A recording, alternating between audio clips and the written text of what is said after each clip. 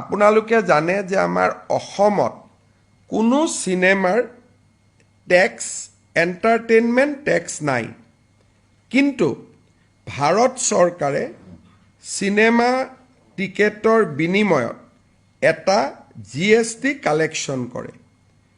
যদি 100 টকাতকৈ ওপৰত টিকেটৰ দাম হয় জিএসটি 18% লয় আৰু 100 টকাতকৈ যদি টিকেটৰ দাম কম হয় জিএসটি 5 টকা লয় 5% লয়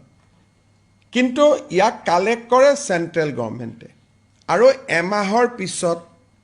আমাৰ বাবে আধা ঘূৰাই দিয়ে আধা সেন্ট্ৰেল গভৰ্নমেন্টে ৰাখে তাৰ মানে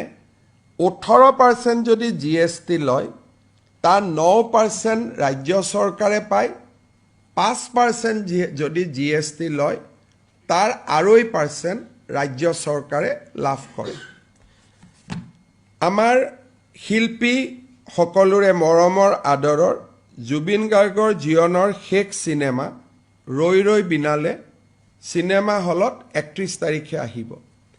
যেহেতু ট্যাক্স এক্সেম্পশন দিয়াৰ কোনো প্ৰভিজন নাই কাৰণ ট্যাক্স আমি কালেক্টে নকৰো ভাৰত চৰকাৰে কালেক্ট কৰে গতিকে যিখিনি জিএসটি এমাহৰ পিছত আমালৈকে ঘূৰি আহিব কালেকশনৰ একমাহ পিছত আমালৈকে ঘূৰি আহিব এই টকাটো আমি কি কৰিম তাৰ বিষয়ে আমি কেবিনেটত আলোচনা কৰিছিলো আৰু এই বিষয়ে আমি জুবিন গাৰ্গৰ পত্নী গৰিমা গাৰ্গৰ লগতো আলোচনা কৰিছিলো আলোচনাৰ শেষত বিশেষকৈ গৰিমা গাৰ্গৰ পৰামৰ্শ অনুসৰি এই জিএসটিটো আমি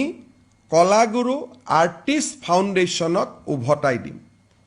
কলাগুৰু আৰ্টিষ্ট ফাউণ্ডেশ্যন কি ই জুবিন গাৰ্গে প্ৰতিষ্ঠা কৰিছিল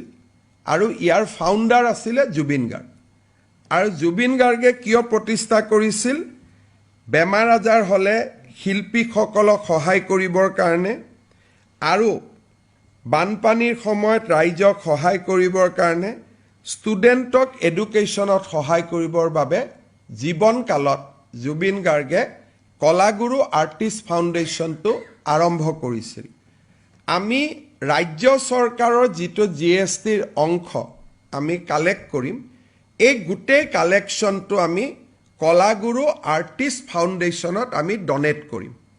আৰু এই ফাউণ্ডেশ্যনটো মই আগতে কৈ যোৱাৰ দৰে ই জুবিন গাৰ্গে গঠন কৰিছিল দুখীয়া মানুহক সহায় কৰাৰ কাৰণে আৰু মই ভাবো যে এই পুঁজি কেইটাৰে তেখেতৰ যেটো জীৱন কালত তেওঁ যেটো